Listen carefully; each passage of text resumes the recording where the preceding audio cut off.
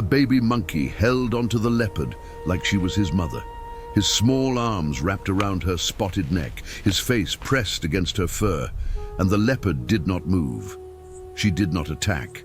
She just stood there, in the middle of the driest land in 20 years, protecting the one thing she should have eaten. This is the story of Mira and Pico, the hunter and the hunted, the two souls who should have been enemies. But the drought changed everything, and what they did to survive will stay with you forever. If stories like this touch your heart, take a moment to subscribe to Eternal Bonds. Every new subscriber helps us share more of these incredible connections between animals. Join our family and be part of something beautiful. The Serengeti was dying, not slowly, not gently. The land was dying fast and hard. The grass that once stood tall and green was now brown and flat. The rivers that once sang with water were now just lines of dry mud. The trees that once gave shade now stood like skeletons against the white sky.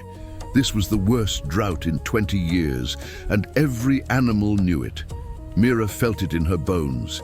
She was a leopard of 7 years. Her coat was golden with black spots. Her eyes were the color of amber. She had survived many hard seasons in her life, but nothing like this, nothing this cruel. The heat pressed down on her like a heavy blanket. The air burned her throat when she breathed, and the hunger in her stomach never stopped. 3 weeks ago, Mira had been strong. She had a territory near a small river. She had food, she had water, she had everything a leopard needed. But then the river dried up. The animals that came to drink moved away, and Mira was left alone in a land that had nothing to offer. She had not eaten in 6 days. Her ribs showed through her fur now. Her legs felt weak when she walked. Every step cost her energy she did not have. But she kept moving. She had to. A leopard that stops moving is a leopard that dies. The sun was at its highest point when Mira found the acacia tree. It was old and twisted, with branches that reached out like tired arms. Under its thin shade, she saw something that made her heart beat faster. A vervet monkey. The monkey was lying on the ground, not moving much. Mira could see she was a mother. Her body was thin, like all the animals now. But there was something else. Something wrong. The monkey was breathing in short, quick gasps. Her eyes were half closed, and she was holding something close to her chest. A baby. Mira crouched low. Her instincts took over. This was food. This was survival. The mother monkey was weak, an easy catch. Mira had not eaten in 6 days. Her body screamed at her to move, to hunt, to live. She took one step forward, then another. The mother monkey saw her, but she did not run. She could not run. She was too weak, too far gone. Instead, she did something that Mira did not expect. She looked down at her baby. She pulled him closer, and she made a soft sound. A sound that was not fear. It was something else. It was goodbye. Mira stopped. She had hunted many times in her life. She had caught many animals. She had never thought twice about it. That was nature. That was survival. But something in that sound made her pause. Something in the way the mother held her baby. Something that reached deep into a part of Mira she did not know existed. The mother monkey looked at Mira one last time. Her eyes were tired but clear. There was no anger in them, no hate, just a mother who knew her time was ending and who wanted one more moment with her child. Then she closed her eyes, and she did not open them again. Mira stood there for a long time. The sun moved across the sky. The shadows shifted under the acacia tree, and still, Mira did not move. She watched the baby monkey. He was small, maybe 2 months old. His fur was gray and soft. His eyes were big and round, and he was still holding on to his mother. He did not understand. He made small sounds, confused sounds. He pulled at his mother, trying to wake her. He pressed his face against her chest, looking for warmth that was no longer there. And when nothing happened, he started to cry. It was a small sound, weak, broken. The cry of a baby who had lost everything and did not know why. Mira should have left. She should have taken what she needed and gone. That was the law of the wild. That was how things worked. The weak died. The strong survived. There was no room for feelings in the Serengeti, not during a drought, not ever. But Mira did not leave. She walked closer, slowly, carefully. The baby monkey saw her coming. His crying stopped. His big eyes looked up at her, and in them, Mira saw something she recognized. Fear, but also hope. The baby did not run. He did not scream. He just looked at her, waiting, like he knew that whatever happened next would decide his fate, like he was putting his life in her paws. Mira lowered her head. She smelled him. He smelled like milk and dust and the fading scent of his mother. He smelled like something small and helpless, something that needed protection, something that needed a mother. And in that moment, something changed inside Mira. She could not explain it. She did not understand it, but she felt it. A pull, a need, a voice inside her that said this baby was hers now. She had never had cubs of her own. 2 years ago, she had lost a pregnancy. The pain of that loss still lived in her heart. She had buried it deep behind her hunting and her survival, but it was still there, waiting. The baby monkey reached out his small hand. His fingers touched her nose, and Mira did not pull away. Instead, she lay down next to him. She curled her body around his small form, and she let him climb onto her back, his tiny hands grabbing her fur, his face pressing against her neck. He was warm. He was alive. He was hers. Mira stayed under that acacia tree until the sun began to set. The baby, who she would come to call Pico, fell asleep against her. His breathing was soft and steady. His small body rose and fell with each breath. And Mira watched over him, her eyes scanning the horizon for danger. She knew what she had done was strange, wrong even by the laws of nature. Leopards did not adopt monkeys. Predators did not protect prey. But the drought had changed everything. The old rules did not seem to matter anymore. All that mattered was survival. And somehow, in a way she could not explain, Mira knew that her survival was now tied to this small creature on her back. When the stars came out, Mira stood up. Pico woke with a small sound of surprise.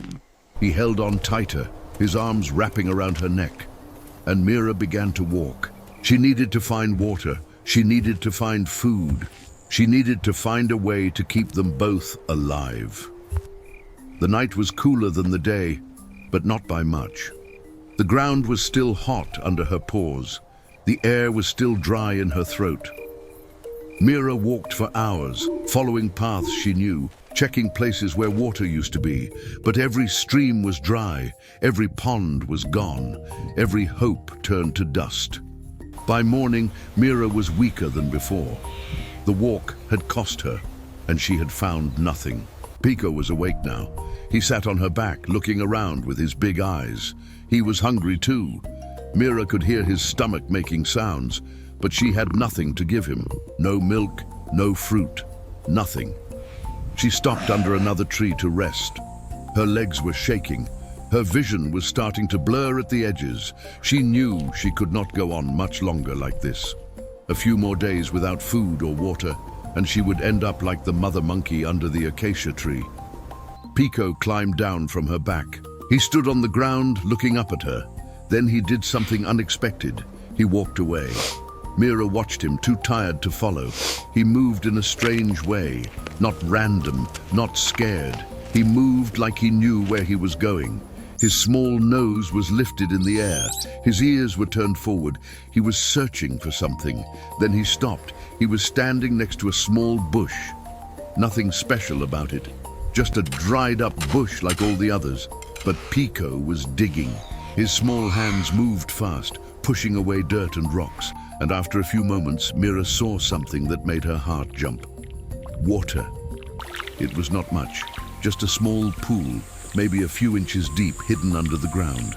But it was water, clean, fresh, enough to drink. Pico looked back at Mira and made a happy sound. Mira stared. In all her years as a leopard, she had never found water like this. She did not know it was possible, but Pico knew. Somehow the small monkey had an ability she did not have. He could find water where there seemed to be none. She walked over slowly. She lowered her head and drank. The water was cool and sweet. It filled her stomach and cleared her head. She drank until she could not drink anymore, and then she watched as Pico drank too, his small face getting wet, his eyes closing with happiness. When they were done, Mira looked at the baby monkey with new eyes. He was not just something to protect. He was not just a strange addition to her life. He was useful. He had skills she did not have. And in this drought, those skills might be the difference between life and death, for both of them. Mira lay down next to the small pool. Pico climbed back onto her back and settled into his spot against her neck. And for the first time in weeks, Mira felt something she had almost forgotten: hope. The next days were hard, but different. Mira learned to follow Pico. When he got restless, when he started sniffing the air, she paid attention. Sometimes he would climb down and start walking in a direction that made no sense to her. But she followed anyway. And almost every time, he led her to something: a hidden pool of water, a patch of roots that held moisture, a place where dew collected in the early morning. The baby monkey could not hunt. He could not fight. He could not protect himself from the dangers of the Serengeti, but he could find water. And in this drought, that was worth more than teeth or claws. Mira, in return, gave him everything else. She kept him safe from hyenas who came too close. She found shade when the sun was too hot. She caught small animals, things that were not enough to fill her stomach, but enough to keep her going. And at night, she curled around him, keeping him warm, keeping him protected. They were an impossible team, a predator and prey, a leopard and a monkey. But somehow, against all the laws of nature, it worked. 2 weeks passed. Pico grew stronger. He was eating better now. Mira had found a termite mound, and he spent hours picking out the insects with his clever fingers. He was gaining weight. His fur was getting shinier. He was starting to look less like a dying baby and more like a healthy young monkey. Mira was changing too. Her ribs still showed, but less than before. She had found enough water, thanks to Pico, to keep her body working. And she had caught a few small animals here and there. Not enough to thrive, but enough to survive. And there was something else, something harder to see, but just as real. Mira was not alone anymore. For 7 years, she had lived by herself. That was the way of leopards. They hunted alone, they slept alone, they faced the world alone. But now she had Pico. His weight on her back, his small sounds in her ear, his warmth against her fur.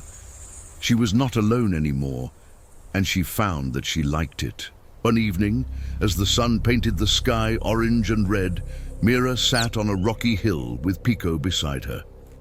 He was playing with a small stick, turning it over in his hands, chattering to himself in his monkey language. Mira watched him, her amber eyes soft. She thought about the mother under the acacia tree. She wondered if the mother knew. If, in those last moments, she had somehow understood what would happen. If she had trusted Mira to do the impossible. Mira would never know. But she made a silent promise anyway. She would keep Pico safe. She would teach him what she could. She would be the mother he lost and the protector he needed.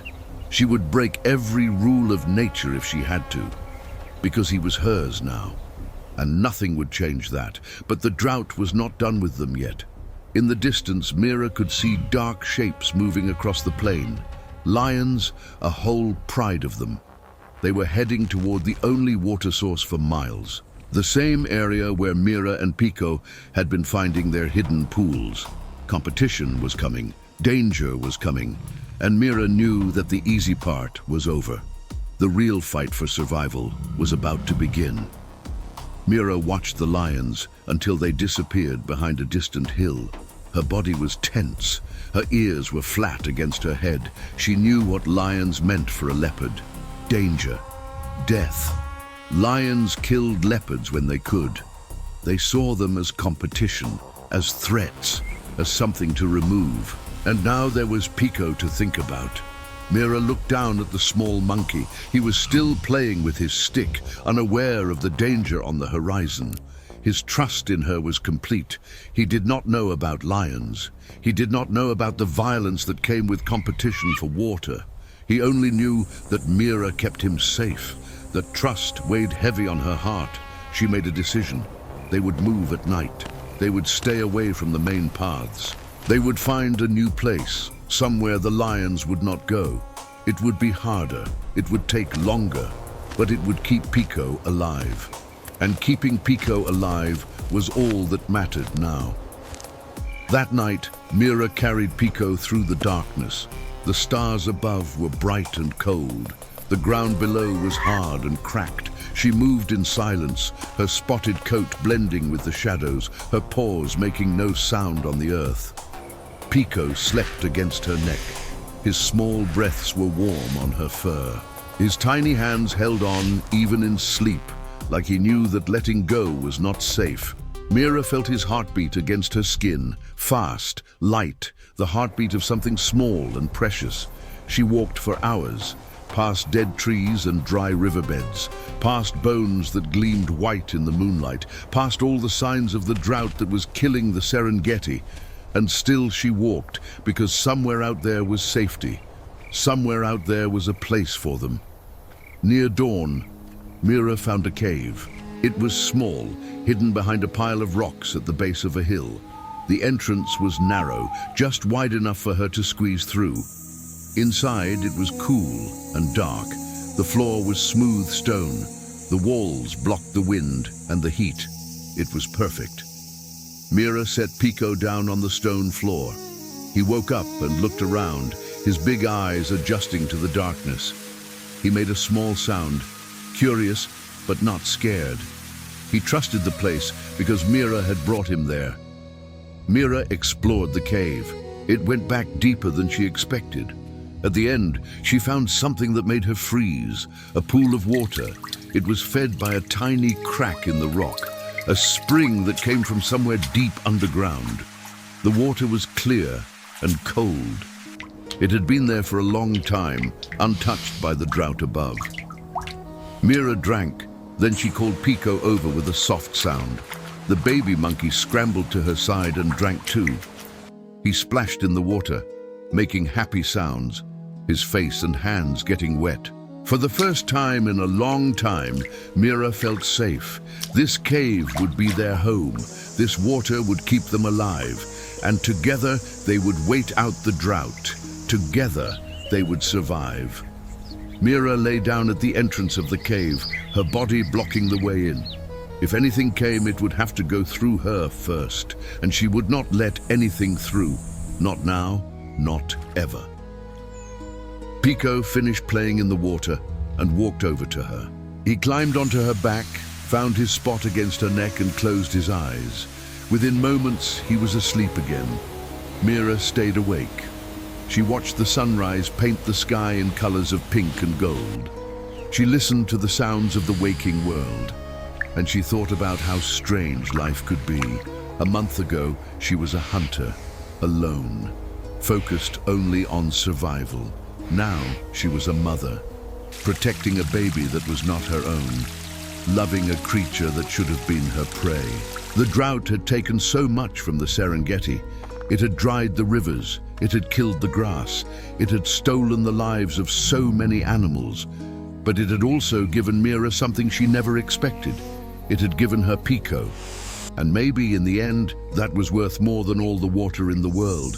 Outside the cave, the sun rose higher, the heat began to build, and somewhere in the distance, the lions started to roar. But inside the cave, Mira and Pico were safe. For now. The real tests were still to come. The drought would get worse before it got better. The lions would search for water. Danger would find them eventually. But that was tomorrow. That was the future. Right now, in this moment, there was only the cool darkness of the cave, the soft breathing of a sleeping baby, and the heart of a leopard, full of a love she never knew she could feel. Mira closed her eyes, and for the first time in weeks, she slept without fear. The cave became their home. Every morning, Mira woke up first. She would lift her head and listen. Wind outside, birds far away, the sounds of a world still struggling with drought. Then she would feel Pico move against her neck. His small hands would stretch. His eyes would open, and he would make a soft sound that meant good morning. It was a simple routine, but it was theirs. The water in the cave kept them alive. Pico drank from it every day. Mira drank too. And slowly, day by day, they both got stronger. The ribs that showed through Mira's fur started to disappear. The weakness in her legs started to fade.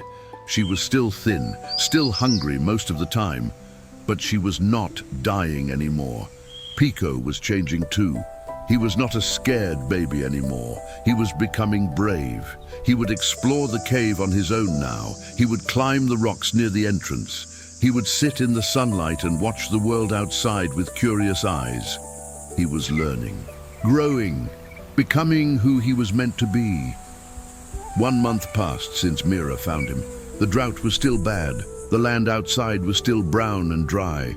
But inside the cave, life was good. Mira would hunt at night when the air was cool. She caught small things, lizards, birds, once a hare. It was never enough to fill her stomach, but it was enough to keep going. And she always came back to Pico. That was the most important part. No matter how far she went, no matter how long the hunt took, she always came back, and Pico was always waiting. He would hear her coming and run to the entrance. He would climb onto her back before she even lay down, and he would make happy sounds against her neck, telling her he missed her. Mira had never known love like this. She had lived alone for 7 years. She had thought that was the only way. Leopards did not need others. Leopards were strong by themselves. That was what she believed. But Pico had shown her something different. He had shown her that being alone was not strength. It was just loneliness with a different name. Now she had someone to come home to, someone who needed her. Someone who loved her, not because she was strong, but because she was there, and that changed everything. But the drought was getting worse. The water in the cave was not endless. Every day the pool got a little smaller. The crack in the rock that fed it was drying up. Mira could see the waterline on the stones lower each morning than the night before. She did not tell Pico. He would not understand anyway, but she knew. In a few weeks, maybe less, the water would be gone. They would have to leave. Mira spent her nights thinking about where to go. She remembered the places she had lived before, the rivers, the ponds, the watering holes, but all of them were dry now. She had checked. There was nothing left, except one place. Far to the east, past the rocky hills and the dead forest, there was a lake. Mira had been there once, many years ago. It was big, deep, fed by underground springs that never stopped. Even in the worst droughts, that lake had water. But there was a problem. The lake belonged to the lions. Mira had seen them that first night with Pico, a whole pride, strong and dangerous. They had claimed the lake as their territory. Any animal that went there had to be careful, and leopards were not welcome. Lions killed leopards. That was just how things were. But Mira had no choice. If she stayed in the cave, the water would run out. Pico would die. She would die. The only way to survive was to go to the lake. The only way forward was through the lions. She made her decision on a quiet night. Pico was asleep on her back. The stars were bright outside the cave, and Mira knew what she had to do. They would leave in the morning. The walk took 3 days. Mira moved slowly. She was careful. She stayed in the shadows during the day and traveled at night. She carried Pico on her back the whole time.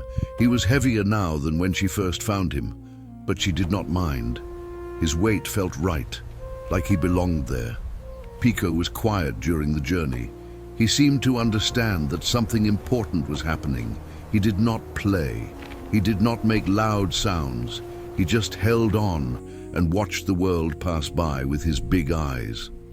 On the second day, they passed through the dead forest. The trees here had all died years ago. Their branches were bare and grey. They stood like ghosts against the sky. Nothing lived here. Nothing grew. It was a sad place, a reminder of what the drought had taken. Mira walked faster through this part. She did not like it here. The silence was too heavy. The emptiness was too complete. She wanted to be past it. She wanted to see something alive again. Pico pressed closer to her neck. He did not like it either. By the third day, Mira could smell water. It was faint at first, just a hint on the wind. But as they got closer, it got stronger, cleaner, more real. And Mira's heart began to beat faster. They were almost there. They had almost made it. Then she saw the lake. It was beautiful. Even in the drought, it was beautiful. The water was blue and calm. Trees grew along its edges, green and full of life. Birds flew overhead. Animals gathered at the shore, drinking, resting, living. It was everything the rest of the Serengeti was not. But Mira could not just walk in. She found a hiding spot on a hill above the lake. From here she could see everything, the water, the animals, and most importantly, the lions. There were 12 of them. A big male with a dark mane, several females, and cubs playing near the water's edge. They owned this place. Every other animal kept their distance, coming to drink quickly and leaving before the lions noticed. Mira watched for hours. She learned their patterns. The lions slept during the hottest part of the day. They hunted at dawn and dusk. And at night, they gathered together on a flat rock near the center of their territory. There was a window, a small one. In the early afternoon, when the lions were deep in sleep, the western shore of the lake was empty. That was when they could drink. That was their chance. Mira waited until the next day. The sun was high and hot. The lions were sleeping in the shade on the other side of the lake. Mira picked up Pico and began to move, slowly, quietly, every step careful, every breath controlled. They reached the water's edge. Pico's eyes went wide when he saw the lake. He had never seen so much water in his life. He reached out his small hand toward it, making excited sounds. Mira nudged him gently. Quiet, not now. She lowered her head and drank. The water was cool and sweet. It filled her stomach and cleared her mind. She drank until she could not drink anymore. Then she let Pico down so he could drink too. He splashed in the shallow water, happy, free. For a moment, he forgot to be quiet. He made a sound of pure joy. And on the other side of the lake, the big male lion lifted his head. Mira froze. The lion was looking in their direction. His eyes were searching the shore. He had heard something. He was not sure what, but he was awake now, alert. Mira grabbed Pico with her mouth, gently but firmly. She pulled him back from the water and into the tall grass.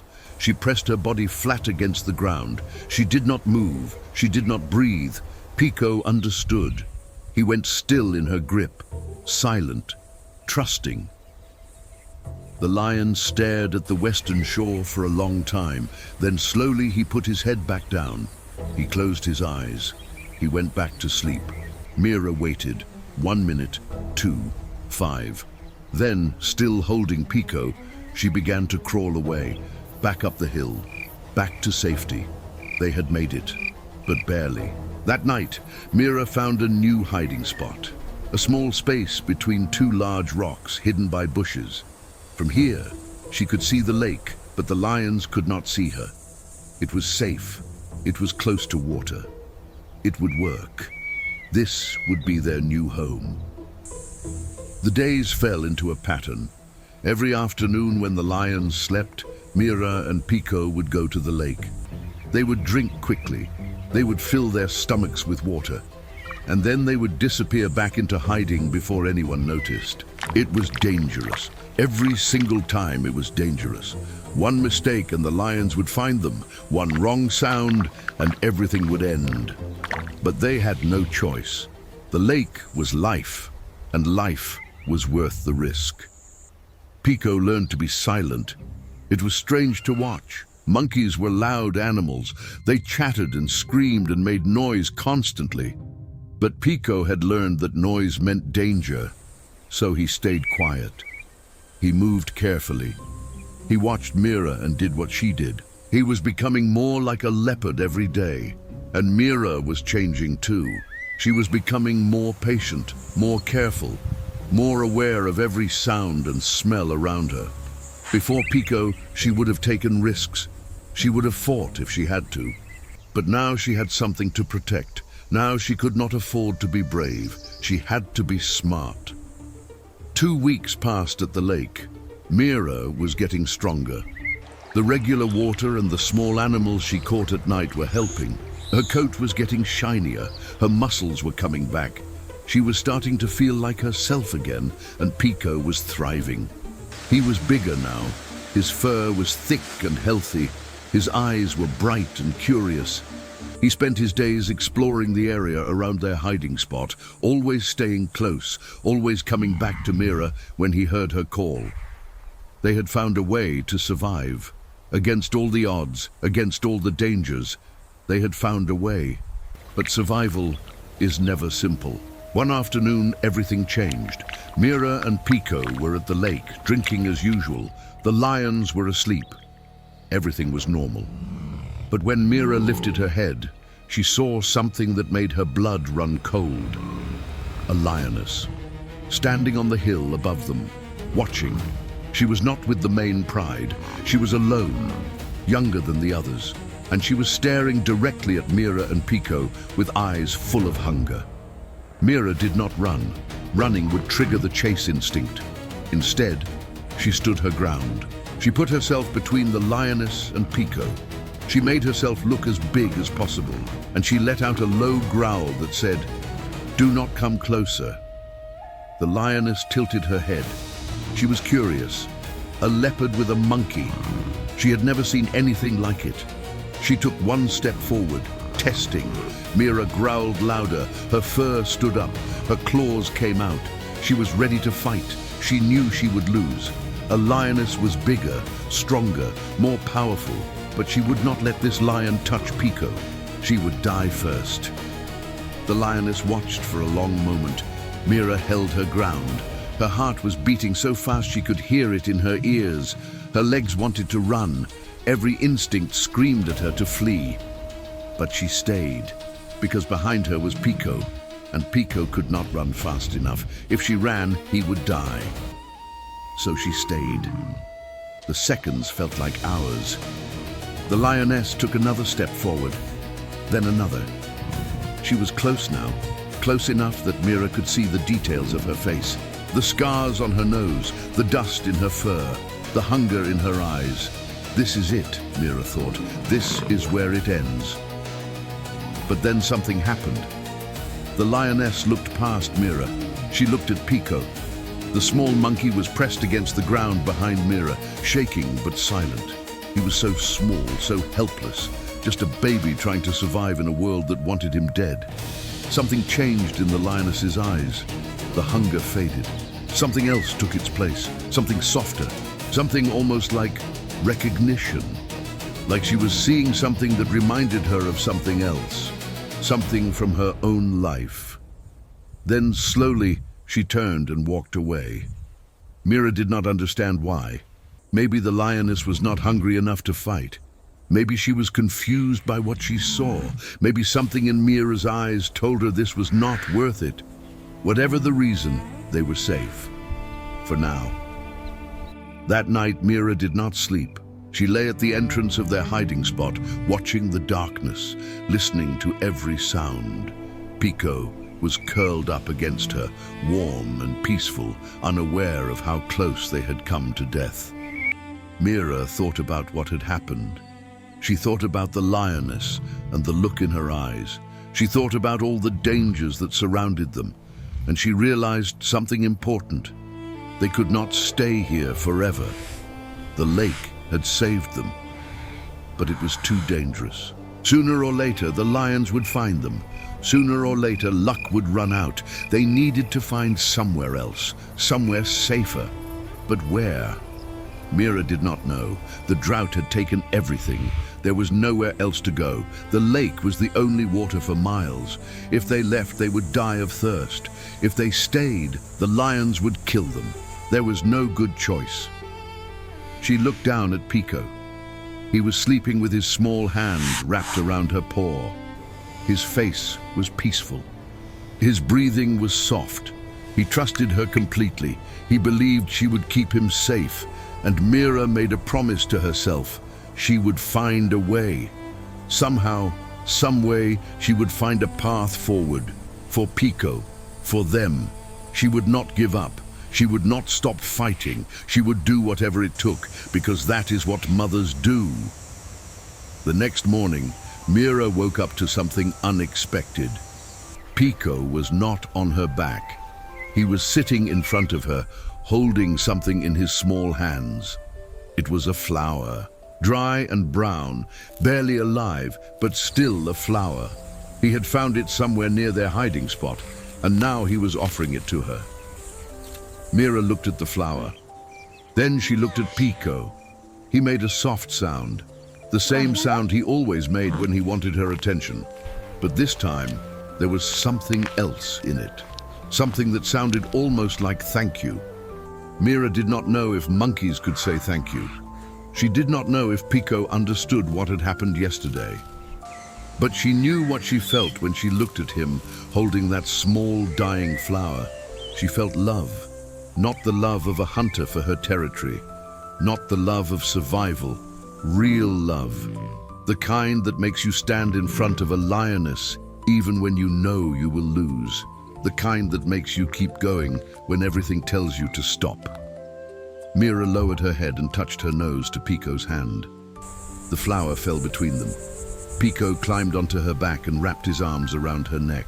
And they stayed like that for a long time, watching the sun rise over the lake. Later that day, Pico did something else unusual. They were in their hiding spot, resting during the hot afternoon hours. Pico was sitting near the entrance, looking out at the world. Mira was half asleep behind him. Then Pico started to make sounds, not his usual sounds. These were different, softer, more musical, almost like a song. Mira lifted her head and listened. She did not know what the sounds meant. Maybe they meant nothing. Maybe they were just noises a young monkey makes. But to Mira, they sounded like happiness. They sounded like a baby who felt safe enough to sing. And that was the best sound she had ever heard. She lay her head back down and closed her eyes. The sounds continued, soft and gentle, filling the small space between the rocks. And for the first time in a very long time, Mira felt at peace. This is what I was missing, she thought. All those years alone. This is what I was missing. The peace did not last. That evening, Mira went to check the lake from her watching spot on the hill. What she saw made her stomach drop. More lions. A new group had arrived. 5 males, young and strong. They were challenging the old pride for control of the lake. The big male with the dark mane was fighting them. Roars echoed across the water. Dust filled the air. The females were running with their cubs, trying to stay out of the battle. The lake was a war zone now. Mira watched the fight until darkness fell. She could not see who won, but she knew one thing for certain. It was no longer safe to go to the water. She returned to Pico and lay down beside him. He climbed onto her back immediately, sensing her worry. He made small sounds, trying to comfort her, but Mira could not be comforted. Not now. They had water for maybe 2 more days. After that, they would have to go back to the lake. And the lake was now full of fighting lions, young males who would kill anything that came near, including a leopard, including a baby monkey. What do I do? Mira thought. Where do I go? There was no answer. Just the darkness and the distant roars and the weight of a small monkey on her back. But then Mira noticed something. The air smelled different. It was subtle, easy to miss. But Mira had lived in the Serengeti for 7 years. She knew every smell of this land. And this was something new, something she had not smelled in a very long time.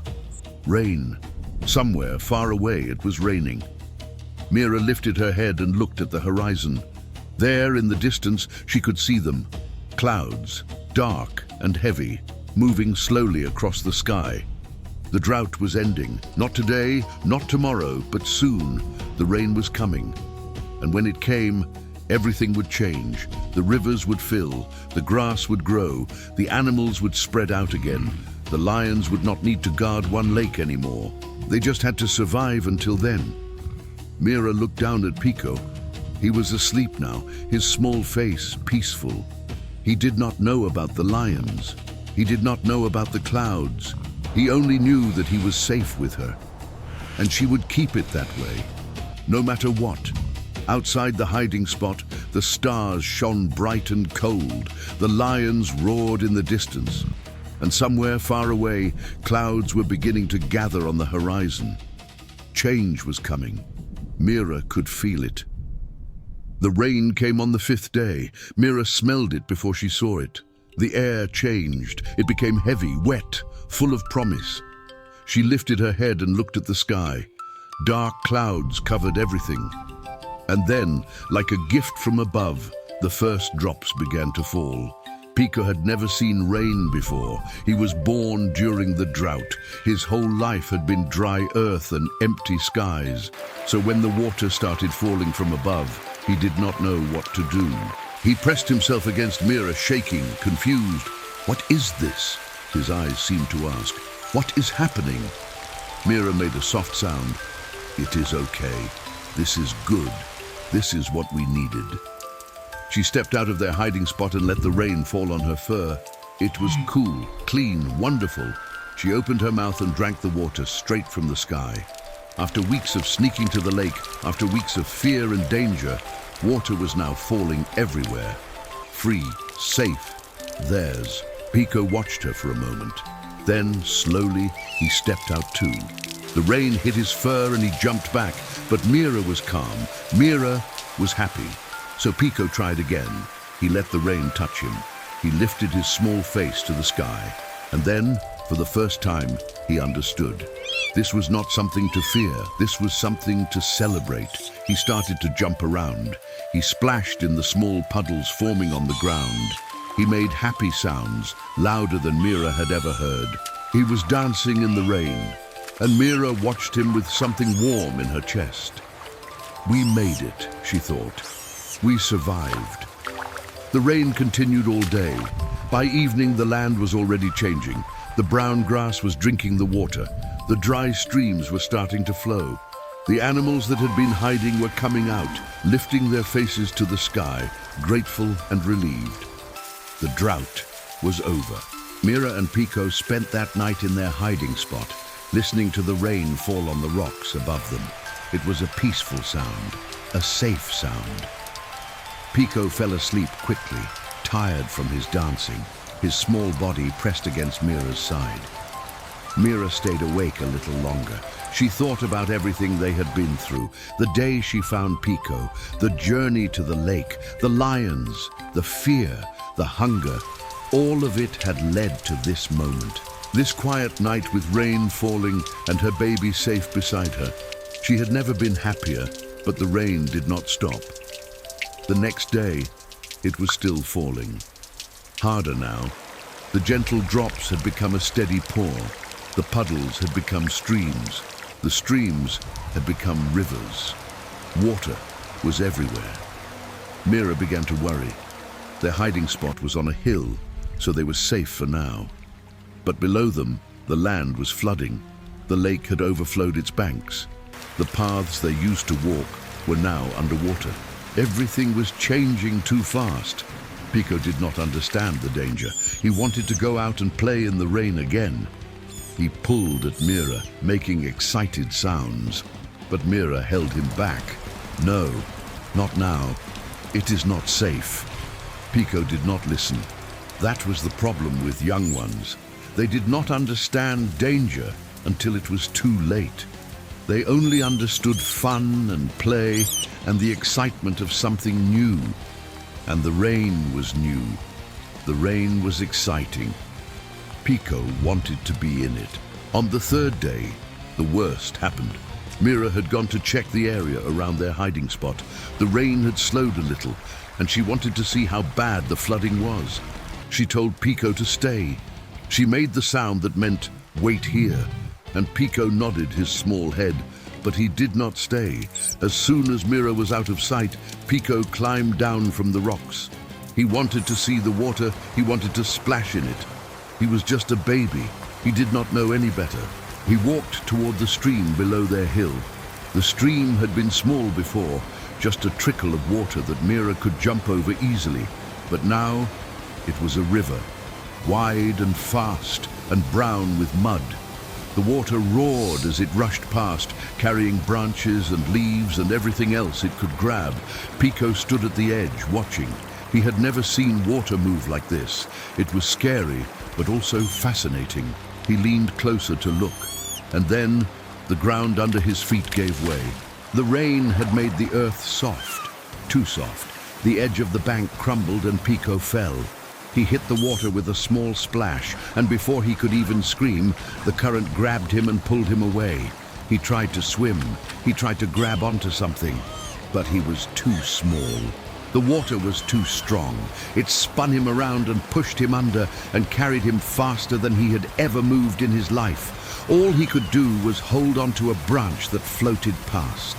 He wrapped his arms around it and held tight. The water rushed around him. The rain fell on his face, and he was alone, completely alone. Mira came back to an empty hiding spot. She called for Pico. No answer. She searched the rocks. Nothing. She ran down the hill, her heart pounding. Where is he? Where is my baby? Then she saw the crumbled edge of the bank, the marks in the mud where something small had fallen, and she understood. The river had taken him. Mira screamed. It was not a roar. It was not a growl. It was a scream, the sound of a mother losing her child, the sound of a heart breaking into pieces. She had never made a sound like that before. She never wanted to make it again. But there was no time for screaming. There was only time for running. Mira followed the river. She ran along the bank, her eyes searching the water for any sign of Pico. The rain was falling hard again. The river was getting bigger. She could barely see. But she kept running. She had to find him. She had to.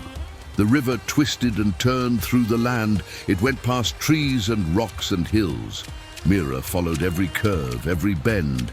She looked at every branch, every pile of debris. Nothing. Night came, and she did not stop. She ran in the darkness, her paws slipping on the wet ground.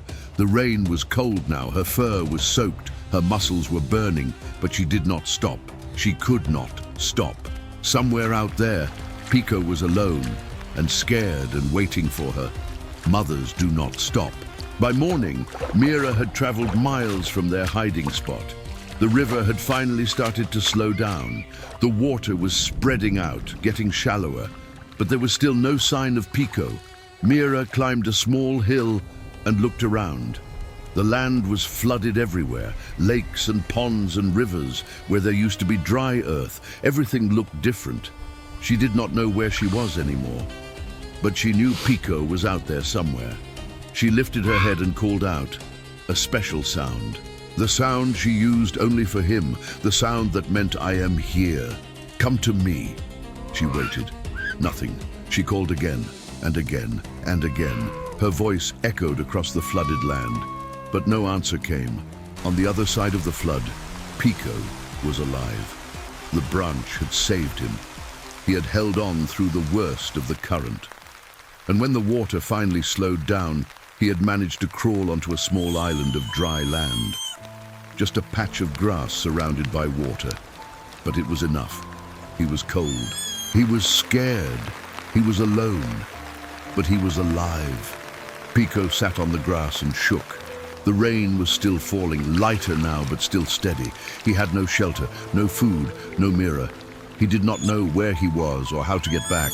He was just a baby, lost in a world that had suddenly become too big and too wet and too frightening. He started to cry, soft sounds at first, then louder. He cried for his mother, not the mother he lost in the drought, the mother who had found him, the mother who had chosen him, the mother with the spotted fur and the amber eyes and the warm body he slept against every night. He cried for Mira, but Mira could not hear him. She was too far away. Miles of floodwater separated them, and Pico did not know how to swim.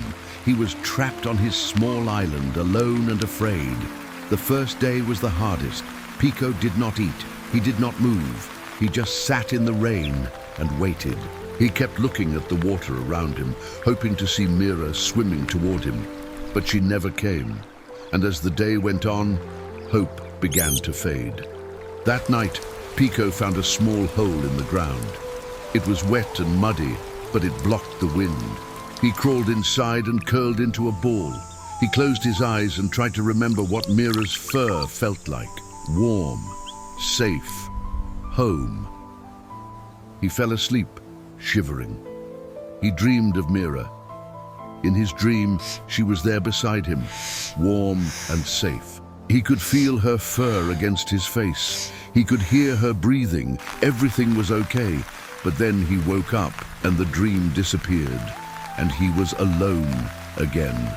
The loneliness was the worst part. Pico had been alone before for a few minutes when Mira went to hunt. But this was different. This was hours. This was days. This was not knowing if she would ever come back. This was looking at the water and seeing nothing but water.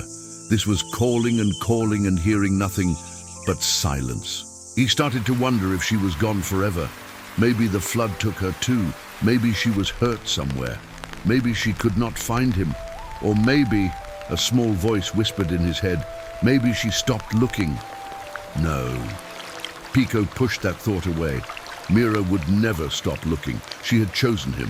She had protected him. She had fought a lioness for him. She would not give up. She would never give up. He had to believe that. The second day, Pico was hungry. He had not eaten since before the flood. His stomach hurt. His body was weak. He knew he needed food, but he did not know how to find it. Mira had always found food for them. Mira had always taken care of everything, but Mira was not here. Pico forced himself to move. He walked around his small island, looking for anything he could eat. He found some insects under a rock. They did not taste good, but they were food. He ate them quickly and kept looking. By the end of the second day, he had eaten enough to survive. Not enough to be full, but enough to keep going. That night, he made the sounds Mira had taught him, the sounds that meant I am here. He made them over and over, hoping she would hear, hoping she would come. But the only answer was the rain. Mira was still searching. She had not slept in 2 days. She had not eaten. She had traveled in circles, following the river, searching every island, every patch of high ground. Nothing. No sign of Pico anywhere. Her body was failing. Her legs shook when she walked.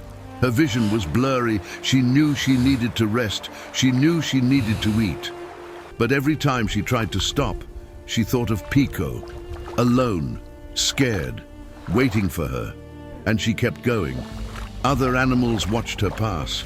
They had never seen a leopard like this, moving like she was chasing something invisible, calling out sounds that were not hunting calls. She looked half dead. She looked crazy, but she did not stop. At one point, Mira came across another leopard, a male. He was bigger than her, with dark spots and suspicious eyes. He blocked her path, curious about this strange female in his territory. Mira did not have time for this. She walked right past him. She did not challenge him. She did not submit. She just walked, like he was not even there. The male was so confused that he just watched her go. He had never seen a leopard ignore him like that. But Mira had only one thing on her mind: Pico, Pico, Pico. His name was a heartbeat. His face was all she could see. Nothing else mattered. Not territory, not other leopards, not her own survival, only him. On the third day, something changed. The rain finally stopped. Mira stood on a hillside and watched the clouds break apart. Sunlight poured through the gaps, touching the flooded land for the first time in days. The water was still everywhere, but it was not rising anymore. It was starting to go down. And in the sudden quiet, Mira heard something, faint, distant, almost lost in the wind. A sound, a familiar sound, Pico's sound. Mira's heart stopped. Then it started again, faster than ever. She turned toward the sound. It was coming from the east, past a wide stretch of floodwater, somewhere beyond a line of half-drowned trees. She ran. The water was deep in places, up to her chest, up to her neck. But she did not care. She pushed through it. She swam when she had to. She climbed over debris and fought through mud. Nothing would stop her. Nothing could stop her. Her baby was calling. Pico saw her coming. He was standing on his island, making his sounds, when he saw movement in the water. At first he thought it was a log, or maybe a crocodile. But then the shape got closer, and Pico saw spotted fur, amber eyes, a face he knew better than anything in the world. Mira.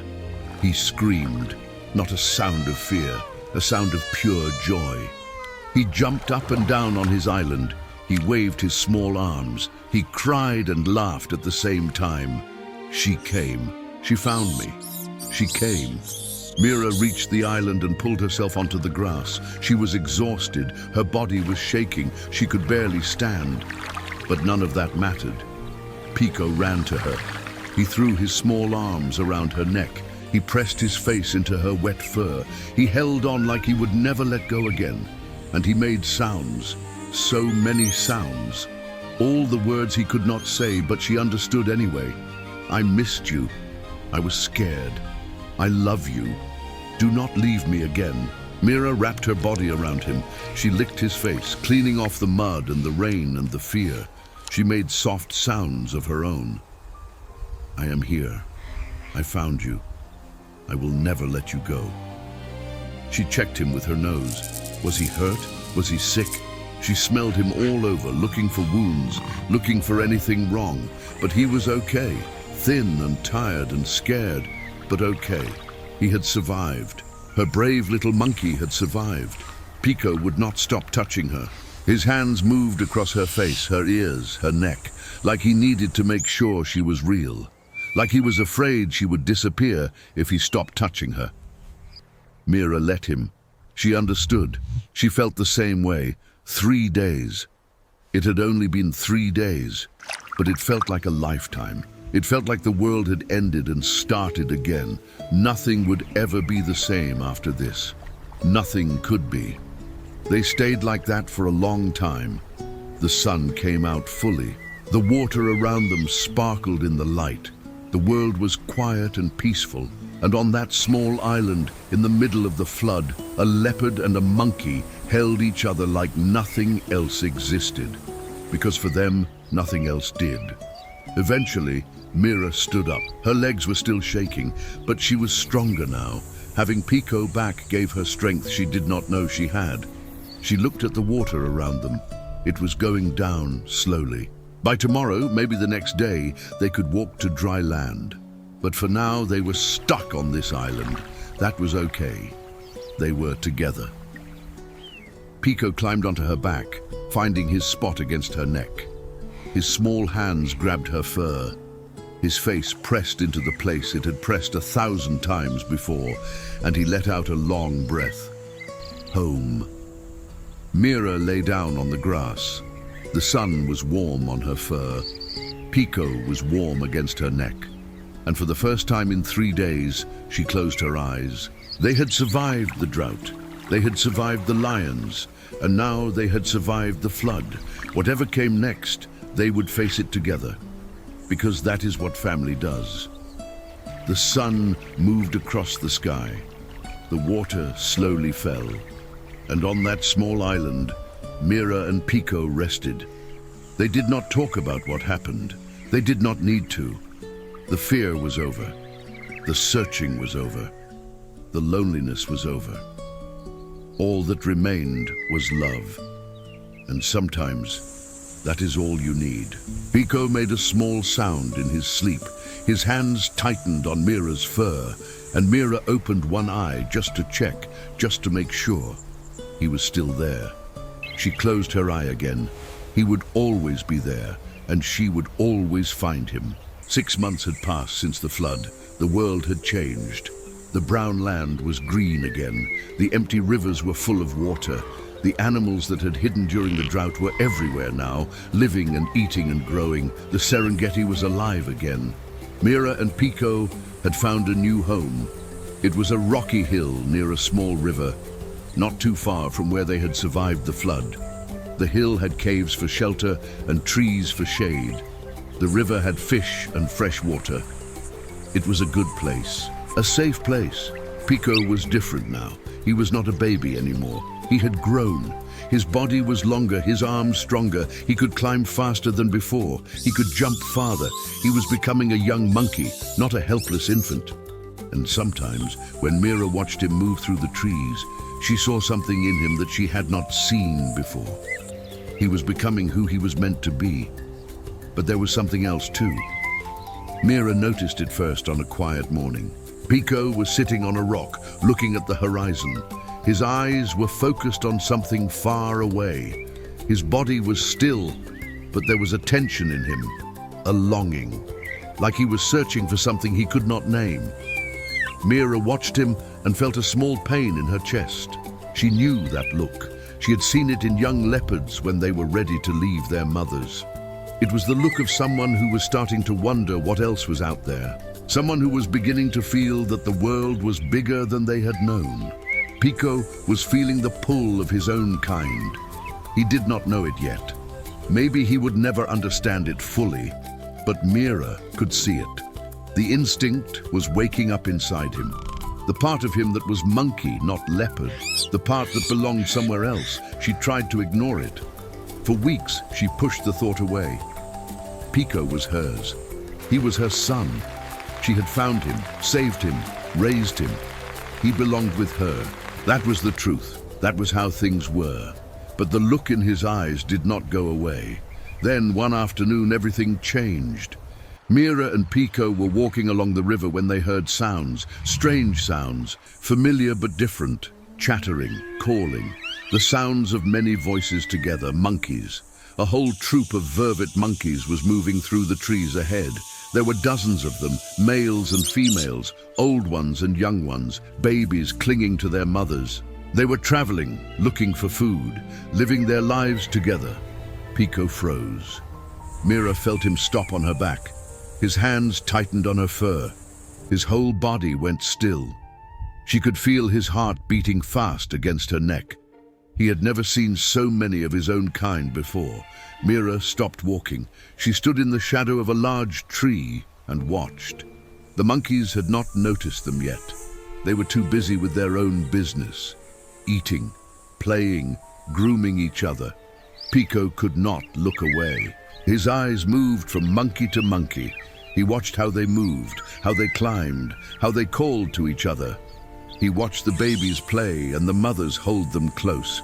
He watched the young males chase each other through the branches, and something in him responded. Mira felt it, a shift, a pull, like something was calling to Pico from deep inside his own body.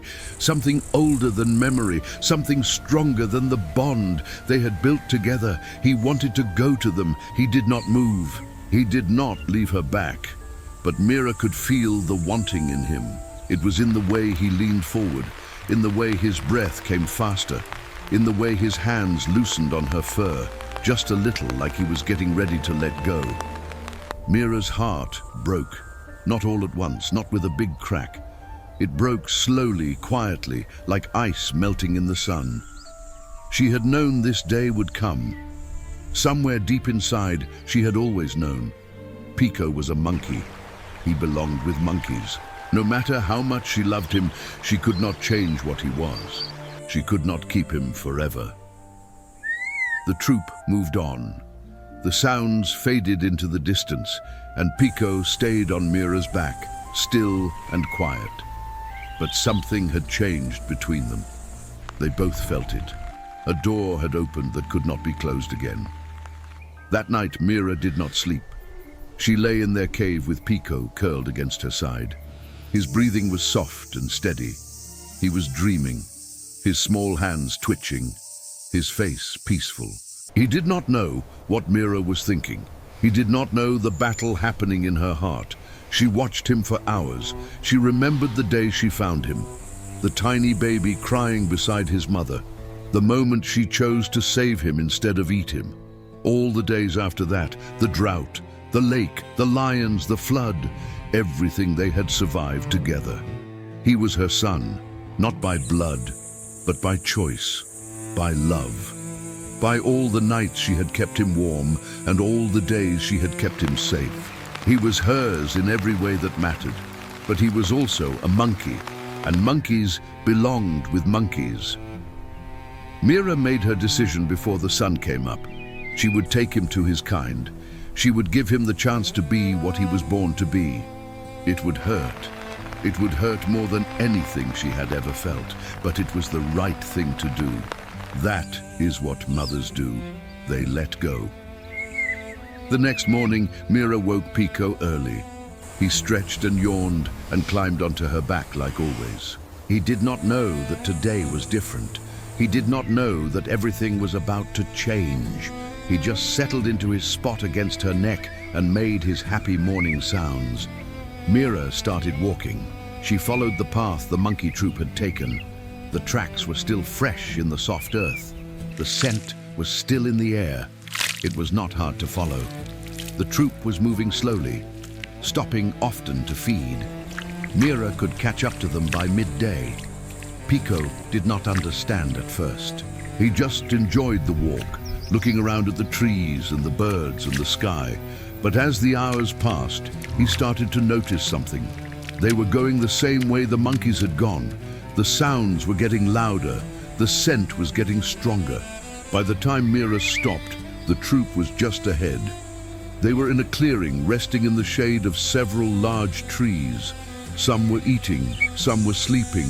The babies were playing near the center of the group, watched over by the older females. Mira lay down at the edge of the clearing. Pico was still on her back. His body was tense now. He could see the other monkeys. He could hear them. He could smell them. Everything in him was pulled toward them, but he did not move. Mira turned her head and looked at him. Their eyes met. And in that moment, without words, without sounds, something passed between them. Mira could see the confusion in his eyes, the fear, the wanting, and underneath it all, the love, the deep, unbreakable love he had for her. She felt her heart crack a little more. Slowly, gently, Mira lowered her body to the ground. She made herself flat, making it easy for Pico to climb off. She nudged him with her nose, soft, encouraging. The message was clear. Go to them. This is where you belong. Pico did not move. He held onto her fur tighter. He pressed his face against her neck. He made small sounds, confused and scared. He did not want to go. He did not want to leave her. Mira understood, but she also knew what she had to do. She stood up suddenly. Pico slipped off her back and landed on the grass. He looked up at her, his eyes wide, his hands reaching for her. But Mira stepped back, one step then another. Pico tried to follow. He took a step toward her. But Mira growled, not angry, not threatening. Just a sound that said, "Stay, stay there." Pico stopped. He stood in the grass looking at her. His small body was shaking. His eyes were wet. If monkeys could cry, he would have been crying. But he stayed. He did not follow. Mira looked at him one last time. She tried to memorize everything about him. His gray fur, his big eyes, the way he stood with his hands slightly open, like he was always ready to hold on to something. She wanted to remember all of it. She wanted to carry him with her forever, even if she could not carry him on her back anymore. Then she turned around. And she walked away. Every step felt like walking through deep water, heavy, slow, wrong. Her body did not want to move forward. Her body wanted to turn around and run back to him, but she forced herself to keep going, one paw in front of the other, again and again. She did not look back. She could not look back. If she looked back, she would run to him. She would pick him up and carry him away and never let him go. So she kept walking, one step after another, away from the clearing, away from the monkeys, away from her son. Behind her she heard Pico make a sound, a cry, high and desperate and full of pain. The sound of a baby calling for his mother. The sound cut through her like a claw. It took everything she had not to turn around, but she kept walking. The cry came again and again, each one weaker than the last. Each one further away. Pico was not following her. He had understood. He had stayed. And that somehow made everything hurt more. Mira walked faster. She needed to put distance between them. She needed to get far enough that she could not hear him anymore, because every sound he made was a knife in her chest. Every cry was a reason to go back. Finally, the sound stopped. Either Pico had given up calling, or Mira was too far away to hear.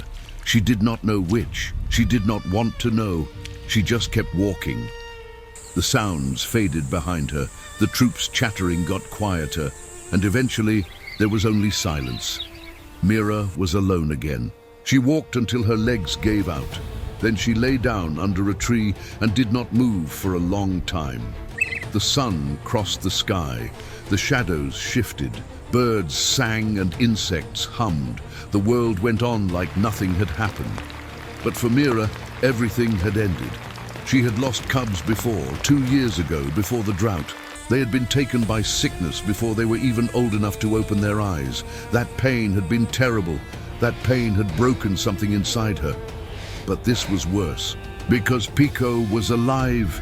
He was out there somewhere, breathing and moving and being, but he was not with her. She had given him away. She had chosen to lose him, and that made the pain deeper than anything she had felt before.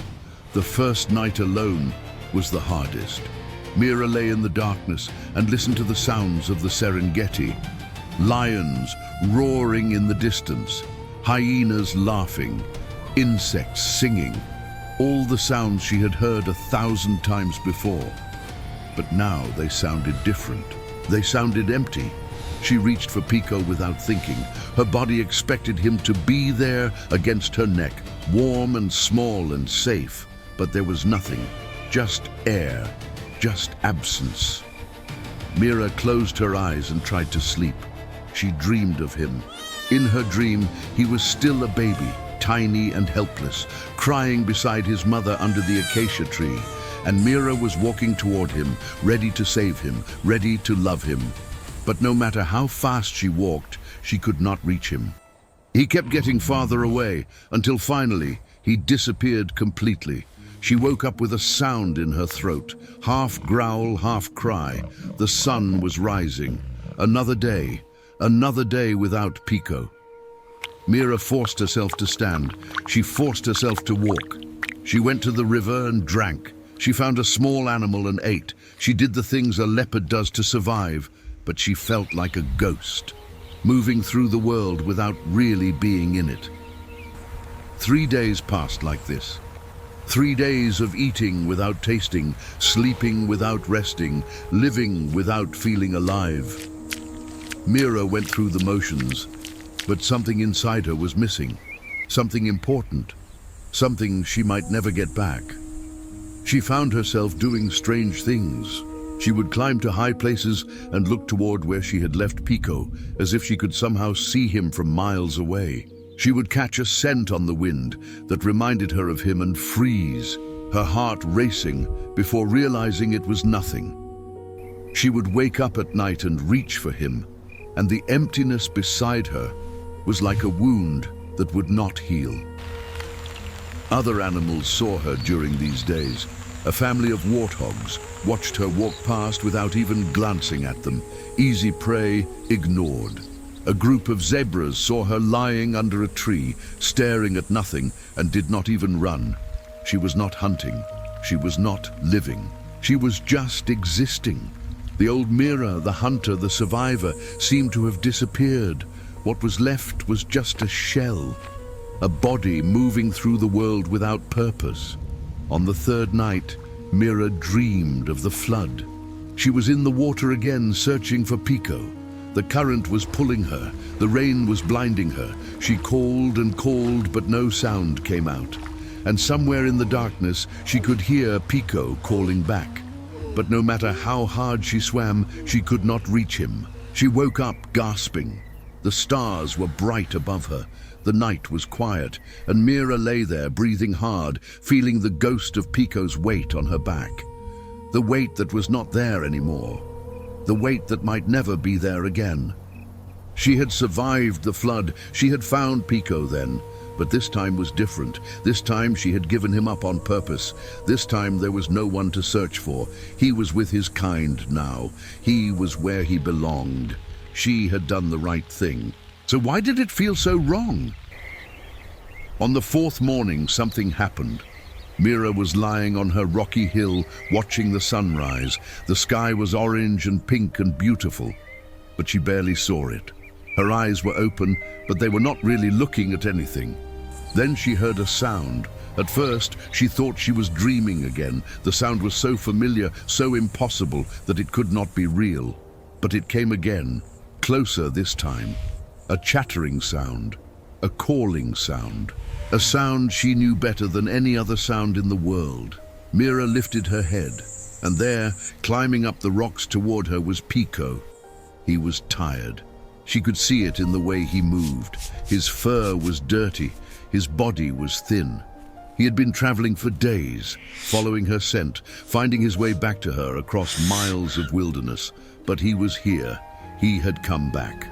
Mira did not move. She could not move. She just stared at him, her heart beating so fast it hurt, her mind refusing to believe what her eyes were seeing. Pico reached her and stopped. He stood in front of her, breathing hard, looking at her with those big eyes she loved so much. And in those eyes, she saw everything.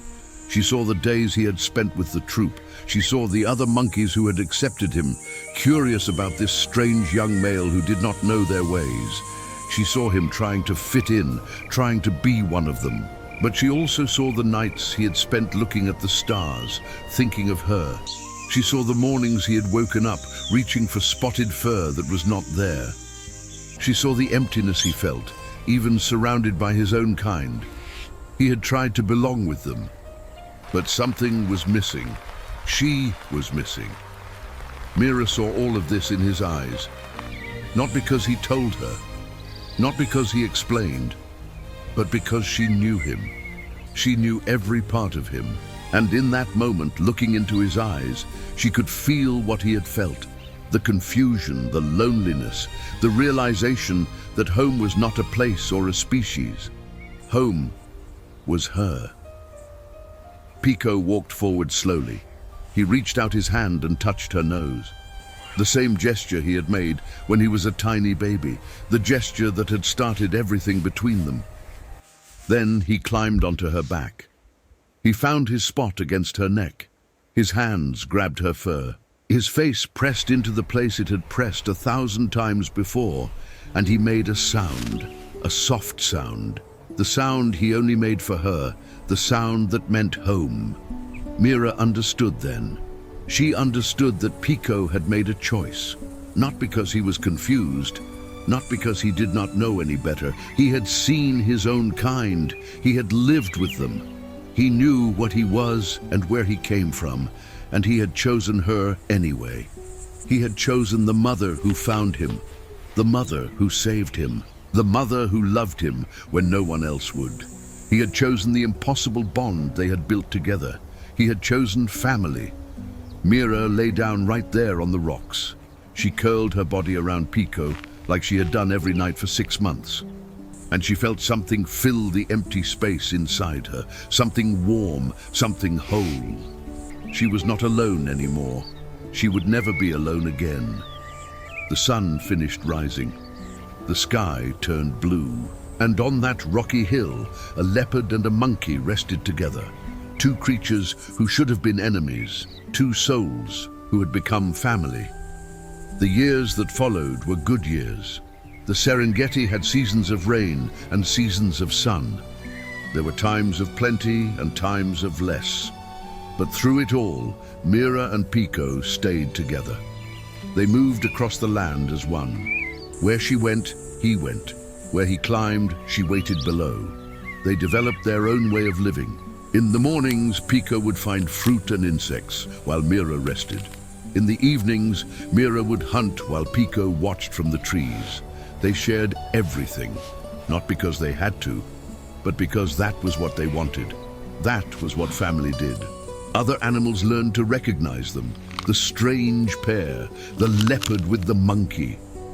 At first, they had been a curiosity, something to stare at, to wonder about. But as the months turned into years, they became part of the landscape. Just another family in the Serengeti, different from the others, but no less real.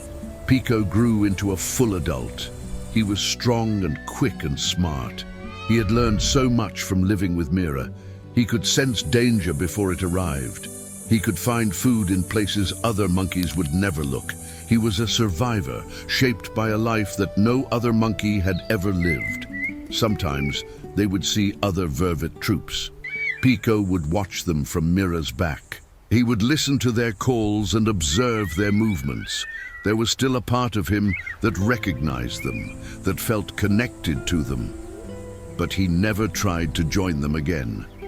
He had made his choice, and he was at peace with it. Mira grew older too. Her movements became slower. Her jumps became shorter. The years of hunting and surviving were written in her body, in the gray hairs appearing around her muzzle, in the stiffness of her joints on cold mornings. She was not the young leopard she had been when she found Pico, but she was happy, happier than she had ever been in her solitary years. Every morning she woke up to the weight of Pico on her back. Every night she fell asleep to the sound of his breathing. She had someone who needed her, someone who loved her, someone who had chosen her above all others. That was enough. That was everything. One evening, near the end of a long dry season, Mira and Pico sat on a hill watching the sunset. The sky was painted in colors of fire. Orange and red and gold stretched across the horizon. The air was warm and still. In the distance, elephants were walking slowly toward a watering hole, their silhouettes black against the burning sky. Pico was sitting beside Mira, not on her back this time. He had grown too big to ride comfortably anymore, but he still stayed close, always close. His shoulder touched her side. His hand rested on her paw. Mira looked at him. He was so different from the tiny baby she had found under the acacia tree. So strong, so confident, so alive. She had watched him grow from something helpless into something wonderful. She had been there for every step, every fall, every triumph. She had been his mother, and he had been her salvation. Pico turned his head and looked at her. Their eyes met, and in that moment, everything they had been through passed between them. The drought, the lake, the lions, the flood, the separation, the return, all of it. Every moment of fear and love and survival. They did not need to make sounds. They did not need to do anything. They just looked at each other, and that was enough. After all this time, they did not need anything more. They had already said everything that mattered, not with words because they could not speak, but with years of being there, years of choosing each other, years of love that never asked for anything in return. Mira thought about all the moments that had led to this one. The acacia tree where she found a crying baby, the drought that almost killed them, the cave that saved them, the lake where they hid from lions, the flood that tore them apart, the clearing where she let him go. The morning he came back, every moment had been a step on the path to here, this hill, this sunset, this peace. She would not change any of it. Not the pain, not the fear, not the loneliness. Because all of it had brought her to this moment. Sitting beside her son, watching the day end, feeling complete in a way she had never felt before she found him. The sun sank below the horizon. The colors faded from the sky. The stars began to appear one by one, like holes in a dark blanket. And still, Mira and Pico sat together on their hill, watching the night arrive. A cool breeze moved through the grass. Pico shifted closer to Mira, seeking her warmth like he had done since he was small. And Mira leaned into him, feeling his fur against hers, feeling the steady rhythm of his breathing. This was all she ever needed. This was all she ever wanted. They had survived the impossible. A predator and prey who became mother and son. Two creatures from different worlds who built a family out of nothing but love. They had beaten the drought. They had escaped the lions. They had found each other after the flood. They had proven that the heart knows no boundaries. And now, here they were. Together, always together, that is the end of their story. But in another way, it is not an end at all. It is a beginning. The beginning of a new understanding, a new way of seeing the world and the creatures in it. Because if a leopard can love a monkey, what else is possible? If two enemies can become family, what does that say about the walls we build between ourselves? Maybe the lines we draw are not as real as we think. Maybe the differences that divide us are smaller than the love that can unite us. Maybe, just maybe, family is not about what you are born as. It is about who you choose to love. I want to ask you something. Has this story touched your heart? Have Mira and Pico made you think about the bonds in your own life, the people who chose you, the people you chose, the family you built, not from blood, but from love? If they have, I would love to hear from you. Leave a comment below. Tell me what this story meant to you. Tell me about the unlikely bonds in your own life. Tell me about the Miras and Picos you have known. Every comment, every story you share becomes part of something bigger. A community of people who believe that love has no boundaries. And if you have not already, please consider subscribing to Gentle Bonds. Every video we make is a labor of love. Hours of writing, days of creating, all because we believe these stories matter. We believe that in a world full of division, stories of connection can make a difference. Your subscription helps us keep making them. Your support tells us that we are not alone in believing that love can bridge any gap. So hit that subscribe button, ring the bell so you never miss a story, and share this video with someone who needs to hear it. Because somewhere out there is a Mira looking for her Pico, and somewhere out there is a Pico looking for his Mira.